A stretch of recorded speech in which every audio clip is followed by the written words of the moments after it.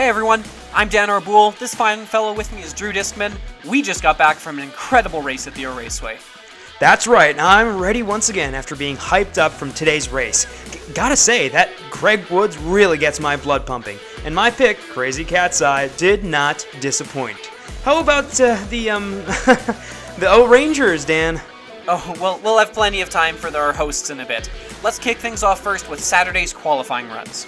So, coming out of the qualifiers, it would be Wispy taking the pole position, making it 2 weeks in a row that the Midnight Wisps would take that honor. Red Eye, of the Crazy Cat's Eyes, and Billy, of the Green Ducks, also took high finishes, giving fans confidence in their abilities to keep turning in consistent performances. We also got to see the impact of some of the changes to the course this year. Right. So the biggest thing we noticed out of the qualifiers was the importance of this last bump before the final straightaway. There's no downhill stretches for a while after this turn, so it's incredibly important that you don't lose your speed. A good line will avoid the curve and maintain your momentum, while a bad line will crash into the wall and you'd be forced to flounder around for the remainder of the lap. This straightaway and the flat sand segment were both spots with that same issue. If you lose your speed going in, you won't be making it back up. Unless, of course, you manage to get a fortunate bump from an opponent. We saw a number of overtakes in the sand section this way. Look at how Snowstorm exploded ahead here. The only way to reset your momentum was to wait until the great equalizer, the conveyor belt.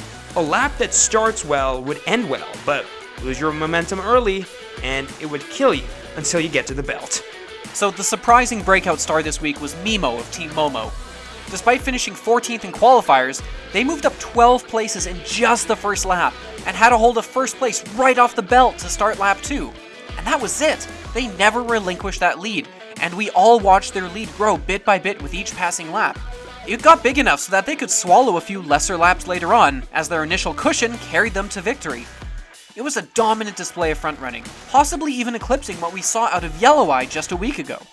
Speaking of the Crazy Cat's Eyes, we would be remiss if we didn't mention Red Eye today. After a modest start, they made their moves when it counted, jumping from 8th place all the way up to 2nd in the final laps. That makes 2 podium finishes in 2 weeks, and they have got to be feeling good about that so far. Now, just because Mimo was out in front for the whole race, that doesn't mean we didn't see any excitement. In addition to Red Eye, there was almost always a tight pack from 2nd all the way to 6th place. There was a ton of back and forth racing between Billy, Tumult, Snowstorm, Cerulean for most of the duration of the race. Now, you know that we here on the Marble Report love our roasts. We came into this year expecting to elicit some laughs from Mellow Yellow, maybe the Limers, maybe even the Snowballs.